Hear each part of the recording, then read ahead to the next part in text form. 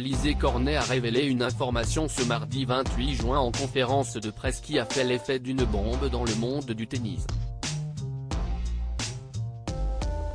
Tout a commencé lorsque la 37e mondiale a été interrogée sur les forfaits de Marin Cilic et de Matteo Berrettini, contraints de quitter Wimbledon, note de la rédaction, Grand Chelem londonien, après des tests positifs à la Covid-19.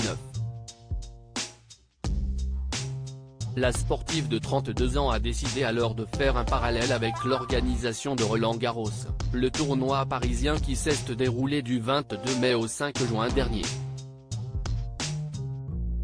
Elle a ainsi révélé l'existence d'un foyer épidémique pendant la compétition, qui aurait été volontairement passé sous silence. Le Covid, maintenant, s'y est-il rentré dans les mœurs. Il y a les vaccins. Il y a toujours eu des blessures et des maladies. À Roland-Garros, il y a eu une épidémie de Covid-19 et personne n'en a parlé. Dans les vestiaires, tout le monde l'a eu et on n'a rien dit, a déclaré la Niçoise, devant les journalistes totalement stupéfaits par ce qu'ils venaient d'entendre. Un accord tacite: on a peut-être tout eu la grippe, 3 symptômes, la gorge qui gratte et on joue, tout va bien. À Roland-Garros, il y a dû avoir quelques cas et ça devait être un accord tacite entre nous. On ne va pas s'auto-tester pour se mettre dans la merde. J'ai vu des filles porter des masques parce qu'elles ne voulaient pas le refiler.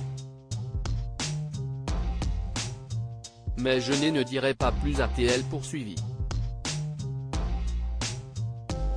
Pour rappel, la pandémie de la Covid-19 a particulièrement perturbé l'organisation des tournois de tennis depuis qu'elle a émergé en 2020, entre isolement des joueurs, annulation de tournois et cluster.